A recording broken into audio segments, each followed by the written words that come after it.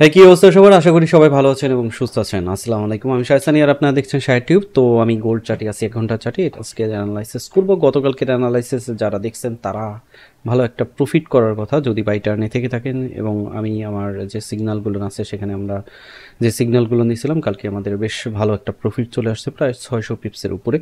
তো এখন আমরা আজকের দিনের জন্য কি প্ল্যান করতে পারি সেটা নিয়ে আলোচনা করব, এবং আপনি আপনার অ্যানালাইসিসের সাথে মিলিয়ে নিয়ে তারপর হচ্ছে ট্রেড নেবেন, কারণ যে কোনো মুহূর্তে যে কোনো সময় কিন্তু মার্কেটের মুভমেন্ট পরিবর্তন হতে পারে। সো আমরা যদি নিউজের দিকে তাকাই তাহলে নিউজে আজকে 7:30-এর দিকে একটু হাই ইম্প্যাক্ট কিছু নিউজ আছে, সেটা হচ্ছে পিপিআই।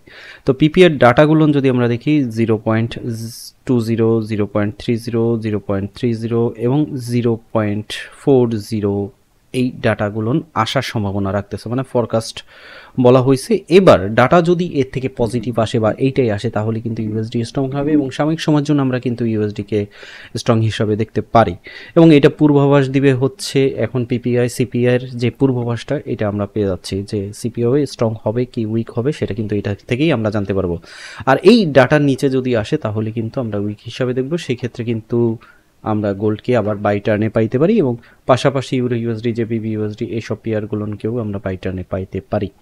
সো ডাটা হওয়ার পর তারপরে হচ্ছে আমরা এন্ট্রি নিব নিউজের দিক থেকে। তার আগে আমরা টেকনিক্যালভাবে একটু মার্কেটকে বোঝার চেষ্টা করি। বর্তমানে মার্কেটের প্রাইস আছে হচ্ছে 4145, মানে গতকালকে যে পজিশনগুলো আমরা দিছিলাম সে পজিশন ভেঙে মার্কেট উপরে উঠে গেছে। আমরা যদি সেই পজিশন দেখতে চাই তাহলে চারটা ছিল ঠিক এরকমের, এবং আমি কিন্তু গতকালকে বলছিলাম যে এই যে টার্ন আছে এই টার্নের মধ্যে মার্কেট ঘুরতে থাকবে এবং এই ছোট জোনের মধ্যে মার্কেট ঢুকে যায়, এবং এখানে অনেকক্ষণ লং টাইম এই জায়গাটা থাকার পর তারপরে কিন্তু মার্কেট উপরের দিকে টার্ন নিছে।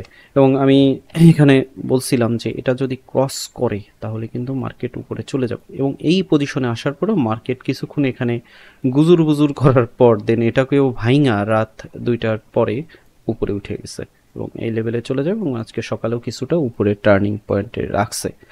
এখন যে পজিশনে আছে 4160 থেকে 4150, এই পজিশনটাকে একটু ভাঙা টাফ হয়ে যাচ্ছে।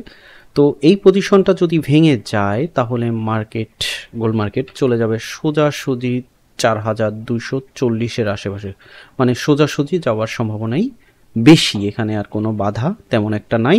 তবে পিভট পয়েন্ট এরিয়া অনুযায়ী এখানে দুইটা সাপোর্ট জোন আছে, সেই সাপোর্ট জোনে গেলে বাধা পাইতে পারে। সেই সাপোর্ট জোন যদি পাইতে চান তাহলে আমার বিএপি গ্রুপে যুক্ত হতে পারেন, কারণ ওখানে আমি দিয়ে থাকি। তো এখান থেকে মার্কেট একটু পুল ব্যাক দিতে পারে নিচের দিকে, সেটা আমরা পাইতে পারি 4120। এই 4120 কিন্তু একটা ইম্পর্টেন্ট জোন। এই জোনটা যদি ভাঙে তাহলে গোল্ড অ্যাগেইন আবার ড্রপ করবে, এবং সেই ড্রপ হইতে পারে 4075 বা 80-র আশেপাশে, এবং ওটাও যদি ক্রস করতে সক্ষম হয় তাহলে আমরা আবার সেই 4000-এ পেয়ে যাইতে পারি মার্কেটকে।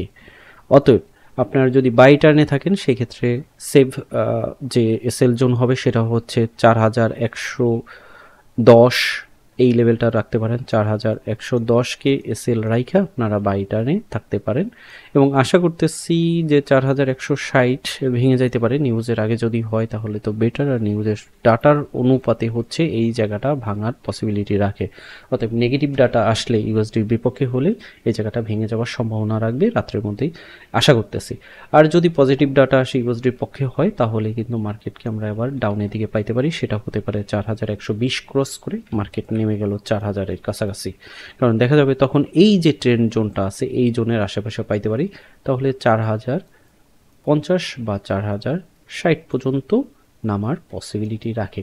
অতএব মানি ম্যানেজমেন্ট যদি হয় তাহলে 4050 বা 60কে আপনারা এসএল এর লং এসএল এর পজিশন ধরে বাই টার্নে থাকতে পারেন, যদি মার্কেটকে আমরা নিচে পাই সেই হিসাবে।